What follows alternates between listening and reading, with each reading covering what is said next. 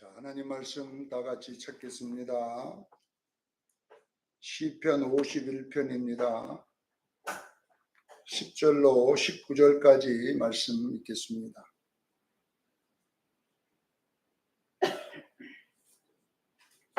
시편 51편 10절로 19절까지 말씀 읽겠습니다. 우리 다 같이 10절부터 읽습니다. 시작.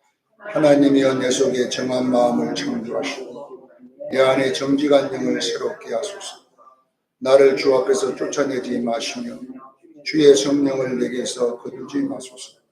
주의 구원의 즐거움을 내게 회복시켜 주시고 자원하는 신령을 주사 나를 붙드소서. 그리하면 내가 범죄자에게 주의도를 가르치리니 죄인들이 주께 돌아오리이다. 하나님이여 나의 구원의 하나님이여 피 흘릴 죄에서 나를 건지소서. 내 혀가 주의 의를 높이 노래하리이다. 주여 내 입술을 열어주소서. 내 입이 주를 찬송하며 전파하리이다. 주께서는 제사를 기뻐하지 아니하시나니 그렇지 아니하면 내가 드렸을 것이라. 주는 번제를 기뻐하지 아니하시나이다. 하나님께서 구하시는 제사는 상한 심령이라. 하나님이여 상하고 통회하는 마음을 주께서 멸시하지 아니하시니 주의 은택으로 시온 선을 향하고 예루살렘의 성을 쌓으소서. 그때에 주께서 의로운 제사와 번제와 온전한 번제를 기뻐하리니 그때에 그들이 수소를 주의 제단에 드리리이다. 아멘. 시편 51편을 강의하겠습니다. 하나님이 받으시는 예배와 찬양의 조건이라는 제목으로 은혜를 나누고자 합니다. 하나님이 받으시는 예배와 찬양의 조건입니다. 자, 우리는 성도의 존재의 목적, 이것을 잃어버리면 거의 멸망입니다. 성도의 존재의 목적이 뭐냐면은 우리 성도는 특별한 종을 받은 하나님의 백성을 성도라고 하잖아요. 사도 바울은 고린도 후서 5장 17절에 특별한 종을 받은 성도들을 새로운 피조물이라 이렇게 해놨습니다. 그리스도 안에 있으면 너희는 새로운 피조물이다. 새 창조를 말하잖아요. 새 것이 되었도다. 그래서 우리가 하나님이 우리를 성도되게 하신 목적은 뭔가를 알아야 우리가 바른 예배를 하나님께 드릴 수가 있습니다. 에베소서 1장 5절로 6절에 보면 사도 바울이 구원에 대한 이야기를 하시면서 뭐라고 하냐면은 그의 기쁘신 뜻대로 우리를 예정하사 그의 기쁘신 뜻대로 우리를 예정하사 이 예정했다는 이야기를 이 오리조라는 이 헬라어 오리조라는 이 말은 무슨 말이냐 그러면 예정하사 그러면은 우리가 좀 어려운데 제가 이걸 쉽게 해석하면 하나님이 우리를 창조하기 전에 아직 만들기 전에 우리를 만들 목적을 갖고 계셨어요. 하나님이 우리를 만들 목적 그 하나님이 마음속에 품속에 이 작정이라고도 하잖아요. 하나님 마음속에 우리를 창조할 목적을 가지고 만드는데 그 목적이 뭐냐는 거예요. 우리가 아니라 그 목적이 중요하잖아요. 하나님이 우리를 창조할 때에 우리를 왜 창조하려고 했냐 이 말이에요. 목적이 뭐냐는 겁니다. 사도 바울은 그걸 뭐냐? 그 은혜의 영광을 찬송하게 하려 합니다. 그러니까 우리를 만드는 그 목적이 뭐냐 그러면요, 예배와 찬양입니다. 하나님이 우리를 이 땅에 잘 먹고 잘 살려고 우리를 창조한 게 아니라 하나님이 애초에 우리를 지을 계획을 갖고 계시다. 품속에 우리도 만들기 전에 그걸 예정이라고 그래요. 예정. 근데 그 예정이 뭐냐면은 조승건이를 왜 하나님이 만들려고 했냐 이 말이에요. 조승건이 이 땅에서 목사 잘해가지고 부자로 살게 하려고 만든 게 아니라는 거예요. 조승건이를 만든 목적은 예배와 찬양입니다. 그의 영광을 찬송하게 하려 합니다. 이렇게 나와 있어요. 자, 사도 바울은 보세요. 1장, 에베소서 1장 14절에 또 한 가지를 설명합니다. 우리를 기업의 보증이 되게 하사 그 얻으신 것을 속량하시고, 이 구속에 대한 이야기를 또 하는 거예요. 왜 구속을 했냐? 그의 영광을 찬송하게 하려 하십니다. 자, 이 말은 뭐냐면 이게 굉장히 중요한 논리가 들어있는데요. 무슨 논리냐면은 하나님 우리를 창조를 하려고 한 목적이 뭐냐면 예배와 찬양이잖아요. 그런데 하나님이 우리를 만들 때에 천국에서 만들어서 얼마나 좋아요. 천국에서 죄 없는 곳에서, 무균지역에서 우리를 만들면 거기서 찬송하고 예배드리도록 하면 얼마나 좋겠어요. 근데 왜 하필이면 죄를 짓고 또 예수님이 십자가에 죽으셔야 되고 그 죄를 속해야 되고 이렇게 구속사적으로 왜 하나님 우리를 새 피조물로 만들었냐 이 말이에요. 그 이유가 뭐냐는 게 사도 바울이 그 은혜의 영광을 찬송하게 하려고 그렇게 한다. 이렇게 나와 있는데 보세요. 하나님이 우리를 하늘나라에서 그냥 묵은 지대에서 만들어서 거기서 찬양하게 안 하고 하나님 우리를 육체 속에 집어넣는데 또 죄를 짓잖아. 우리가 죄를 지니까 또 죄에서 속량해야 되잖아요. 속량해서 새로운 피조물이 되어서 우리가 하나님을 찬양하는 자가 되잖아요. 왜 이렇게 구속사적으로 우리를 찬양대로 만드냐? 이것은 뭐 때문에 그러냐면요, 이 찬양의 태도 때문에 그런다는 거예요. 찬양의 태도. 무슨 이야기냐면 그 이유를 탕자의 비유에 잘 설명해 놨습니다. 탕자의 비유. 자, 탕자의 비유에 보면 죄 짓지 않는 큰아들, 아버지 뜻대로 한 번도 어기지 않고 살았던 큰아들이 드리는 예배와 찬양. 큰아들이 이 아버지일 때 그 아버지는 어떻게 하느냐? 썩내는 아버지였어. 자기가 썩을 내 아버지한테. 아버지, 나를 위해서 염소 새끼 하나도 삶아 죽어서 나의 법과 함께 즐겁게 해 주기 있습니까? 이렇게. 이 아들은요, 내가 아버지의 모든 것을 다 지켰나이다. 그런데 나를 위해서는 염소 새끼 한 마리도 안 삶아 주신 아버지. 그것도 뭐 성경은 노하여 이렇게. 이거 아버지 이거 찬양이에요, 찬양. 근데 이 아들은 불평이 가득한 찬양을 하고 있는 거예요. 아버지. 왜 그렇게 하느냐? 그런데 보세요. 누가복음 15장이 이제 이야기 11절부터 32절까지 내용인데 보세요. 작은 아들은 아버지 할 때에 15장 21절에 죄를 짓고 돌아와서 이 작은 아들이 아버지 하면서 뭐라고 하냐? 아버지, 내가 하늘과 아버지께 죄를 지었사오니 지금부터 나를 아들이라 부르지 마시고 그 아들이라는 말 감당치 못하겠습니다. 여기에 둘째 아들이 부르는 아버지는요, 뭐냐? 구속의 은혜를 생각하는 아버지예요. 태도가 달라요, 태도가. 오늘날 교회에도요, 두 종류의 태도가 있습니다. 불평이 가득한 예배를 드리는 태도가 있고요. 어쩌면 나 같은 것이 어떻게 이 자리에 나와? 나 같은 죄인이 어떻게 이 자리에 나와? 하나님을 아버지라 부를 수 있는가?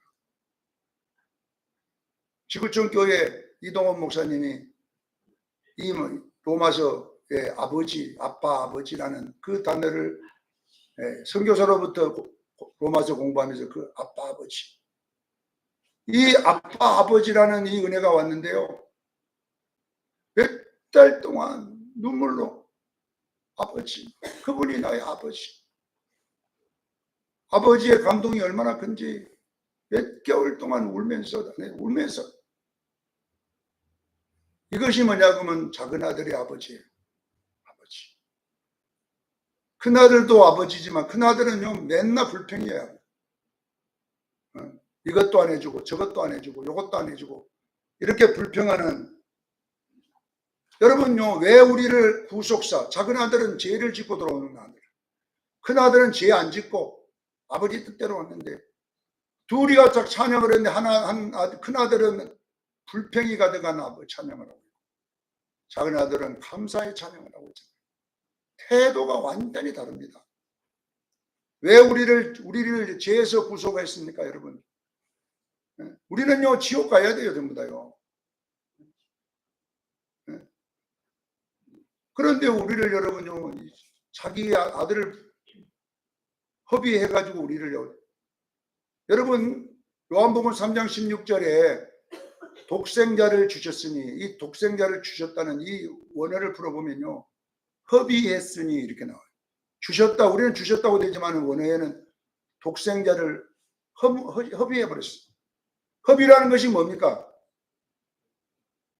아무 쓸데없는 데다가 투자해버리는 거잖아요.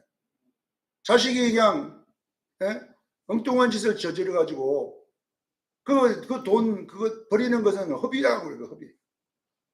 그러니까 하나님이 우리가 저지르는 그 죄 때문에 독생자를 허비해버린 거예요. 그리고 이 독생자라는 단어도 우리는 하나밖에 없는 아들 이렇게 풀지만은 원어를 깊이 연구해보면 뭐냐면요, 천국에서 가장 귀한 것, 천국에서 가장 귀하고 소중한 것을 허비해버린 것입니다.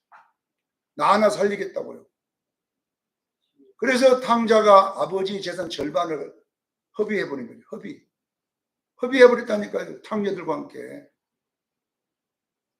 그러나 애가 돌아오면서 그 엄청난 허비를 했음에도 불구하고 아들이 돌아왔는데 그 아들을 위해서 아버지는 금가락지를 끼워주고 새 옷을 입혀주고 잔치를 벌리고 이런 어마어마한 기쁨을 표현하는 것이 뭔지 아십니까? 이것이 뭐냐 그러면 에베소서 1장 14절 내용이에요. 구속하사 찬양을 영광을 찬송케 하려 합니다. 이 말 무슨 말이냐면 하나님은 우리의 찬양의 예배와 찬양의 태도를 보겠다는 거예요. 교회 나와 예배 드린다? 그거 받으시는 분이 아니라 여러분이 어떤 태도로 하나님께 나오느냐 이 말이에요. 여러분 탕자의 태도로 나오기를 주님 축원합니다. 엄청난 것을 이뤘지만은요, 탕자가 돌아오면서 태도를 바꿔 돌아온 거예요. 큰아들은 불평이 가득하지만은 태도.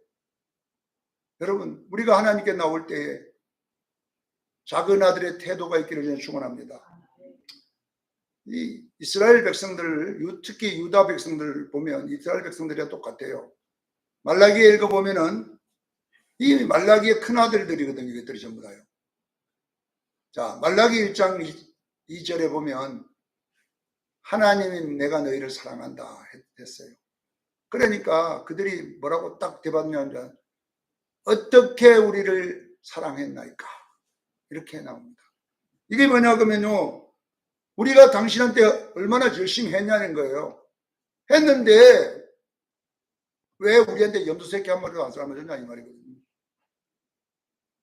이 유대 백성들이 바벨론 돌아와가지고 15년 후에 그들은 뭘 기대했냐, 하나님께서 경제적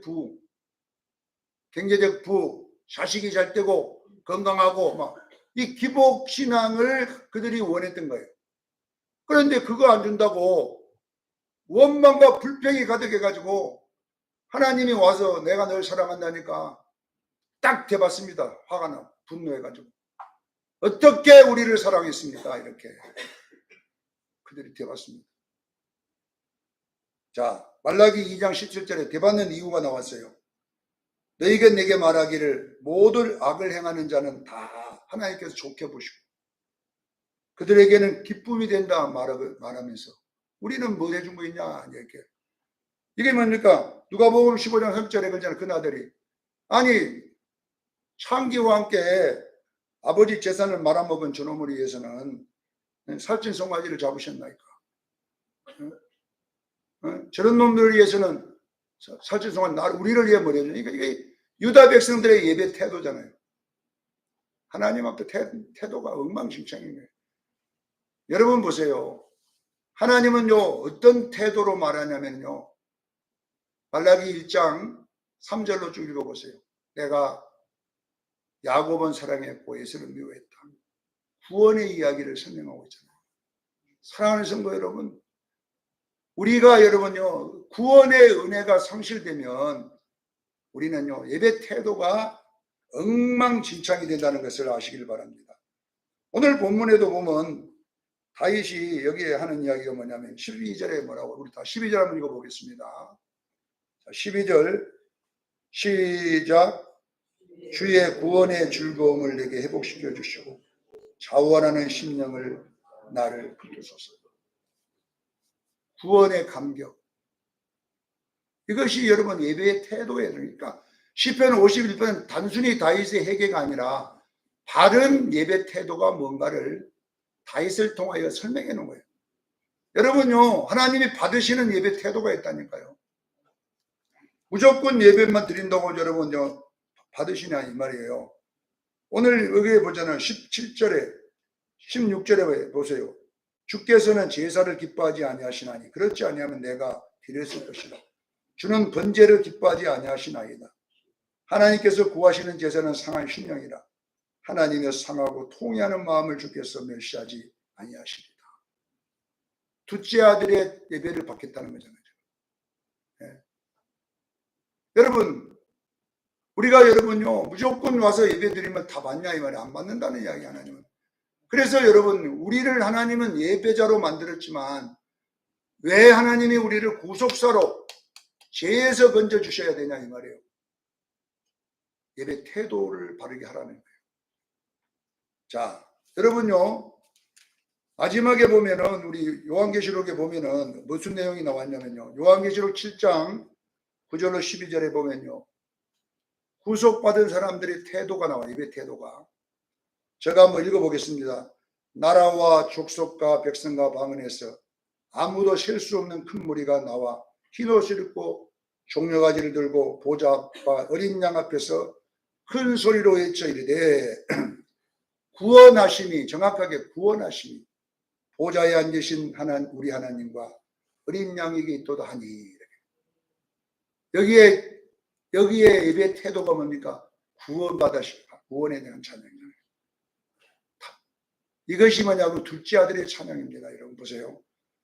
그랬더니 모든 천사가 옆에 있다가 모든 천사와 보좌의 앞에 장로들과 네 생물이 주위에 서 있다가 이렇게 찬양하자 그래. 우리의 구원하심이 보좌에 앉으신 얘기 있다다 하니까 이들이 전부 다 엎드려 얼굴을 대고 하나님께 경배하며 이르되 아멘 이렇게 했다 이 말이에요. 그러면서 뭐라고 하냐, 찬송과 영광과 지혜와 감사와 존귀와 권능과 힘이 우리 하나님께 세세토록 있을지어다. 아멘. 여기 보면 찬송과 영광과 지혜와 감사와 존귀와 권능과 힘이 7가지입니다. 정말. 그러니까 7가지는 완전 숫자 아닙니까? 그러니까 결국은 뭐냐 그러면요, 우리가 여러분은 온전한 예배를 드려야 될 줄로 믿습니다. 여러분 보세요. 여러분 우리가 타락이 다른 게 아니에요. 오늘 시편 기자가 12절에 말한 것처럼 주의 구원의 즐거움을 회복시켜달라는 거예요. 그러면요 왜 주의 구원의 회복이 안 됐냐면 구원의 간격이 안 생긴 줄 아세요? 우리 11절 한번 읽어보겠습니다. 11절 시작. 나를 주 앞에서 쫓아내지 마시며 주의 성령을 내게서 거두지 마소서. 여러분 보세요. 성령이 역사하지 않으면요 은혜가 없어요. 아셔야 돼요. 은혜 안 된다는 것, 여러분 성령의 역사가 없다는 게 교회예요. 주의 성신이 여러분 속에, 우리가 여러분 요한복음에 나와 있는 14장에 한 번 성령이 들어가면 영원히 너와 함께 있으라, 이 한 구절 가지고 우리는 어떻게 생각합니까? 막 성령은 우리 안 떠난다, 영원히 있다. 우리는 이것 갖고 이뤄봤는데 여러분 보세요. 오늘 사도 바울은 뭐라고 하냐, 뭐라고 하냐, 사도 바울이었나, 시편 기자는 다윗은 내를 주 앞에서 쫓아내지 마시고 성령을 내게서 거두지 마소서. 창세기 6장 4절에도 보면 하나님의 아들과 사람의 딸들이 육체가 되니까 성령이 그들을 떠나버렸다고 했어요. 그럼 이런 것은 어떻게 풀 거예요? 성령이 떠났다고 했어요. 무슨 이건 뭐냐? 우리가 말하는 요한복음에 말하는 성령은 뭐냐 그러면요, 구원받게 하시는 성령이에요. 거듭나게 하는 성령을 말하는 것이고, 이 성령의 감동은 뭐냐? 은혜 받는 성령의 역사입니다. 사랑하는 성도 여러분, 은혜의 성령이 역사해야 될 줄로 믿습니다. 그래서 비둘기같이 성령도 비둘기 모양으로도 임하지만은 불같이도 임하고요, 바람같이도 임하고요, 기름 부음도 임하잖아요. 성령의 기름이, 성령도 역사가 여러 가지예요, 여러분요. 여러분요, 은혜 받는 성령이 역사해야 돼요. 근데요, 왜 성령이 떠난 줄 아세요? 오늘 시편 기자가 말하기를 뭐냐, 죄악 때문이다, 이렇게 설명을 하고 있습니다. 자, 보세요. 이 죄악에 대한 연구를 오늘 한번 해보면요, 왜 죄만 말하지 죄악이라고 했냐? 죄악을 내게 씻어주소서, 죄악을 내게 지워주소서, 이 이야기가 나오는 거예요. 왜 성령이 내게서 역사하지 않냐? 죄 때문에 그래요. 여러분, 죄를 지면요, 성령은 역사하지 않습니다. 죄를 지면요, 성령의 감동이 없습니다. 죄를 지면요, 구원의 감격이 없습니다. 여러분. 죄 때문에 그랬다고 그래, 죄악이라고 그러잖아요. 그래서 내가 은혜 받고를 원하는데 이 죄악을 치워주소서, 이 죄악을 구슬초로 씻어주소서, 이제 이런 이야기가 나오는데, 자, 죄라고 하는 것은 뭐냐 그러면 5절에 보니까 나와 있잖아요. 죄. 이 원죄를 이야기하는 거예요. 죄, 원죄. 원죄는 뭐냐? 내 속에 내재된 죄예요. 원죄는 내가 죄악 중에 출생하였으며 어머니가 죄 중에 나를 잉태하였나이다. 이렇게. 그게 뭐냐 그러면 원죄예요. 죄. 여러분 속에 여러분요, 죄의 뿌리가 있음을 믿으시길 바랍니다. 여러분 속에 죄의 뿌리가 있다니까요. 뿌리. 그러면요, 이것이 원죄예요. 원죄. 이거 죄라 그러면 하마르티아 죄. 말씀을 빗나가 버렸다. 근데 왜 사도 여기 다윗은 악이라고 또 했냐면, 악은 자범죄예요. 그러면 자범죄는 왜 어떻게 나오는지 아시냐면, 원죄의 열매로 밖으로 튀어나오는 것이 뭐냐 하면 자범죄예요. 여러분 속에 있는 그 어머니 태에서부터 가지고 나왔던 그 원죄가 여러분 속에 내재되어 있다가 그것이 작동을 해요. 작동을 해가지고 밖으로 내 행위로 나타날 때를 자범죄라고 하면서 악이라 그래요. 그래서 우리는 여러분요, 오늘 본문에 이걸 뭐냐 그러면요, 창세기 4장 7절에는요, 가인 보고 뭐라고 하냐, 죄의 소원은 내게 있으나, 죄의 소원. 그것이 뭐냐, 아담의 죄거든, 원죄. 죄의 원죄에 이 말이에요. 네 속에 네 아버지 아담이 진 죄의 소원이 있다. 그리고 이는 죄를 다스릴지니라, 이렇게 나와요. 자, 그러면 죄를 다스리란 말은 뭐냐 그러면 이 자범죄를 말하는 거거든요. 악. 여러분 속에 있는 원죄가 밖으로 튀어나올 때에 말씀으로 쳐버리기를 제일 축원합니다. 그것을 다스려야 돼요. 다스려야 여러분요, 죄를 안 지어요. 우리 속에는요, 아무리 성령 충만해도요, 죄의 뿌리가 있어요. 이 방심하면 안 돼요. 여러분요, 아무리 성령 충만하고 뒤로 자빠져 거품 물어도 여러분 속에 죄의 뿌리가 있다니까요. 그런데 이것이 내가 성령 충만할 때 눌려 있어요. 이것이 눌려 있다가 이제 이 부흥강사들, 그 유명한 사람들, 목사들 타락한 이유가 뭡니까? 성추행하고 이런 이유가 뭡니까? 다 없었던 게 아니에요. 원래 성령 충만할 때는 그게 눌려 있다가 나중에 이제 교회가 커지고 잘 먹고 잘 살고 이제 뭐 날마다 이렇게 살다 보니까 이제는 성령의 눌림이 누르는 그 죄의 누름이 약해지다 보면요, 그것이 밖으로 튀어나오는 거예요.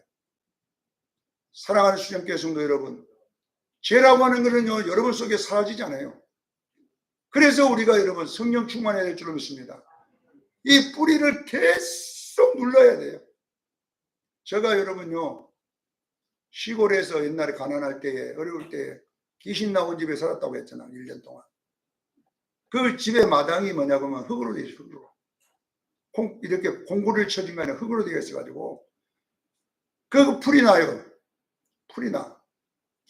그래 내가 이 풀을 저걸 없애버리는 법이 없을까 해서 제가 여러분요 꽃갱이로 다 팠어요. 막갱이로 뿌리까지 싹 다 팠어요. 네? 뿌리를 여러분 제가 잡초의 특징을 봤는데요. 이 잡초는요 왜 그렇게 비가 안 와도 살고 병충해도 없고 엄청나게 강해요. 여러분 잡초 연구를 한번 해보세요. 그래 내가 거기서 잡초 연구를 해보니까요. 위에 요만큼밖에 안 나왔어요. 잡초가. 근데 파보면요. 이놈의 뿌리는요. 수천 가닥이에요. 이렇게 커 뿌리들이. 이야 놀래라. 너무 밑이 튼튼해 이것들은요. 우리는요. 배추 먹어보세요. 뿌리가 배추 물이 요밖에 안 돼. 쪼개갖고 우개만 커갖고 이렇게 없어요. 그러니까 이게 제대로 버티겠습니까? 그런데 여러분요. 잡초는요. 뿌리가 한 가닥이 아니에요. 실가닥처럼 막 돼 있어 이것이. 그래가 내가 이 열받아가지고 이놈들 싹 다 파버리리라. 그래가지고 싹 다 팠어요. 막. 하여튼 놀라운 것이 뭔지 아세요? 이 잡초는요. 그 중에 뿌리 한 뿌리 요만큼만 남으면 또 살아나요. 2년 있으면 도로 다 나와. 그 작은 씨뿌리 하나하나 다 파낼 수는 없어. 다 파다 보면 남는 거 있잖아요. 그 놈이 순간에 커가지고요. 또 살아나요. 잡초의 생명력은요. 인간의 힘으로 막을 수가 없어요. 그때 내가 깨달은 우리 죄가 그렇구나. 이 죄는 성령의 불로 태워버려도 그래 내가 이제 이걸 태워버려야 되겠다. 이놈 잡초들을 내가 평생 안 나오게 만든다. 그래가지고 농약 파는 집 있잖아요. 가서 제초제를 주세요 그랬어요. 제초제가 두 가지가 있어요. 물어보니까 하나는 입만 태워버리는 바짝 태워버리는 게 있어요. 주면 순간에 그냥 빨갛게 타버리는 거 주면 뒷날 아침에 주면. 그리고 줄 때도 아침 이슬 왔을 때 주라 그러더라고요. 그래야 이놈이 물을 먹으면서 제초제를 빨아 당긴대 그것이. 이파리에 있는 그 물을 흡수하면서. 그런데 그거는 입만 타지 또 살아나. 그럼 어떻게 해야 되냐? 뿌리를 죽이는 제초제가 있대요. 뿌리를 죽이는 거 어떻게 죽이냐? 죽이면은 이거는요 뿌리를 딱 불어넣으면요 빨리 안 그 뒤날 안 시들어주고 한참 있어요. 그러면서 서서히 말라 죽더라고 이거는. 그래 내가 여러분요 제초제를 그때 병이 한 이 정도 큰 병을 샀어요 일부러. 제초제 중에 제일 큰 병을 주세요. 그래 이만큼 사갖고 일반인들이 뿌리는 제초제 한 20배를 더 내가 이렇게 조례 같은 거 있잖아요. 물 주는 거. 거기다가 한 병을 탔어요. 그걸. 원래 거기 조금만 타는 거거든요. 나는요 그 큰 병을 한 병 다 타갖고 줬어요. 왜 그러냐면은 완전히 이걸 그냥 이렇게 독하게 타버리면 죽어버리겠지. 얼마나 독했다는데 이제 그 집에 모기가 없더라고요. 마당에다가 그 스테이크를 여름에 다른 집 모기가 없어. 우리 집 모기가 없어. 마당에다가 얼마나 고엽제 그걸 쓰게 뿌려놨는지. 그때 살아있는 게 대항이야 그때. 그랬는데 1년 동안은 진짜요 풀이 한 푼도 안 나. 그러나 또 나중에 싹 다 나요. 잡초를 없애는 것은 불가능해요. 여러분 잡초 없애는 방법이 있으면요. 그래 내가 깨달은 게 한 가지 있어요. 잡초는 없앨 수 없다라는 것을 알았어요. 파도 안 되고 제초제 갖다 뿌리도 안 되고 어떻게 하느냐. 아침 일찍 일어나서 뽑는 수밖에 없어. 남은 쪽쪽쪽쪽쪽 뽑아야지 되는 거예요. 그때 깨달은 게 뭔지 아십니까? 그걸 보면서 죄는 없앨 수 없습니다. 죄의 뿌리는. 그럼 어떻게 해야 되냐? 매일 회개하는 수밖에 없어요. 여러분요, 죄는요, 자고 일어날 때 회개하고 잘 때 회개하고 자꾸 뽑아내야지 내가 운영하는 밭이 알곡이 있죠. 그걸 죽인다고 여러분 제초도 생각보다 나무까지 다 죽여버리는 거예요. 안 되는 거예요. 그걸 깨달은 거예요. 여러분 보세요. 오늘 본문에 난 죄는 그 잡초의 뿌리예요. 뿌리. 절대 없어지지 않는 뿌리를 말하고, 악은 뭐냐? 그 뿌리에서 나오는 줄기들이에요. 이게 악이 우리에게 나타나는 거예요. 자, 여러분, 우리 속에 있는 이 죄의 뿌리를 어떻게 여러분 없애야 될 것이냐? 오늘 본문에 하니까 지워주소서, 죄를 지워주소서, 그 다음에 씻어주소서라고 되어 있습니다. 이건 무슨 이야기냐면요, 지워주라는 것은 뭐냐 그러면요, 하나님의 은혜를 받아야 돼요. 여러분, 은혜 안 받고는, 은혜가 떨어지면 죄를 짓게 돼 있어요. 여러분 속에 있는 죄의 쓴뿌리는 은혜 받을 때에 절제가 됩니다. 할렐루야. 그래서 앞에 주의 은혜로, 주의 긍휼로 나를 씻어주소서, 씻어주소서 이렇게 나오고, 우슬초로 이 척박는 땅에 잘 자라는 이 특성 때문에 이것을 씻어주소서 이렇게 나와요. 자, 우슬초로 씻어달라는 것은 뭐냐면요, 우슬초가 상징하는 게 뭐냐면은 겸손과 낮아짐이에요. 여러분, 겸손해야 될 줄로 믿습니다. 자꾸 낮춰야 돼요. 나의 약한 것. 사도 바울이 했잖아요. 나는 나의 약한 것만 자랑한다 했어요. 여러분요, 죄를 안 지려면요, 교만하면 100% 넘어집니다. 섰다면 넘어집니다. 절대로 넘습니다. 나는 죄 안 지어. 그 사람 죄 짓습니다. 그래서 여러분 알아야 돼요. 왜 우리가 죄를 멀리 해야 되냐? 저쪽에서 죄가 오면 100m 떨어져 가야 돼요. 왜냐하면 죄라고 하는 자석과 같아가지고 어느 정도 붙으면요, 바로 확 붙어버리기 때문에 죄와 사정거리를 많이 둘수록 죄를 이길 수 있음을 믿으시길 바랍니다. 그래서 목사는 여자 옆에 가면 안 돼요. 내가 중성이라는 목사님들 결국은 다 죄를 지어. 목사님, 자기는 중성이 돼. 중성, 어디가 중성이 있어요? 이 세상에 중성 없다니까요. 없어.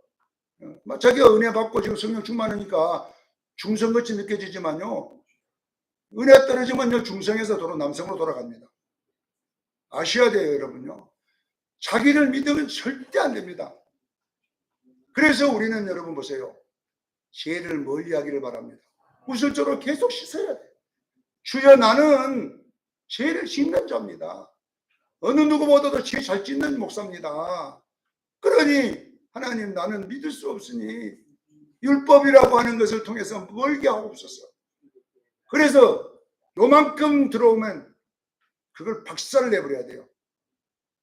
왜? 죄가 그렇게 무섭기 때문에 그래요. 사랑하는 성도 여러분, 죄가 있는 곳에 가지 말기를 저는 축원합니다. 악이 있는 곳에 서지 말기를 바랍니다.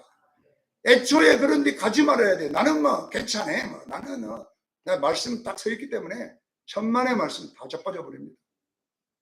그래서 악이라고 하는 것은 우리 속에 쓴뿌리가 있기 때문에요, 은혜 받을 때에 좀 눌려 있을 뿐이지 은혜 떨어지면 도로 마찬가지입니다. 그래서 오늘도 여러분 보세요. 바른 태도는 어떤 태도냐? 주 앞에 올 때 상한 심령으로 오세요. 상한 심령이 뭡니까? 죄와 싸우라는 사람입니다. 죄 때문에 슬퍼하고 죄 때문에 이렇게 하는 마음으로, 주여, 이런 태도를 가지고 하나님께 나올 때에 그 예배를 받아야 될 줄로 믿습니다. 내가 하나님 앞에 나온 것은 은혜입니다. 내가 오늘도 예배 가운데 나온 것은 의로와 나온 게 아니라 하나님의 은혜 때문에 나온 것입니다. 이렇게 해서 여러분 태도가 똑바로 서기를 제가 축원합니다. 우리는 예배 다 받으신 줄 아세요? 이 시간요. 우리는 여기 보면 제사 드리러 왔잖아요. 제사 드리러. 그 제사를 안 받는다잖아, 아니겠어요? 우리 형식 안 받는다잖아요, 우리가. 그러면 뭘 받느냐? 태도를 받겠다는 겁니다. 예배 시간에 졸면서 여러분 예배 드리면 받겠어요? 안 받는다는 거잖아요, 그런 거는. 그러니까 우리는 여러분요, 예배를 드릴 때의 예배는 목숨과 같다고 생각해야 돼요. 여러분, 지금 여러분요, 이 공산당 내려오면 잠이 옵니까, 여러분? 지금 전쟁이 일어나면 잠이 옵니까, 여러분? 창원에 지금 여기 김일성이 부대가 와 있으면 지금 잠이 옵니까? 안 옵니다. 근데 우리는요, 하나님의 임재를 못 느끼는 거예요. 하나님이 여기에 지금 온다면 잠이 오겠냐 이 말이에요. 근데 우리는요 너무 행식이 우리 몸에 꽉 배어 있어 가지고 그냥 너무 행식주의로 가는 거예요. 오늘도 우리는 처음 예수 믿을 때처럼 살기를 주님 축원합니다. 탕자의 비유를 보세요. 아버지께 돌아올 때에 그 심정으로 예배드리기를 주의 이름으로 축원합니다. 기도하겠습니다.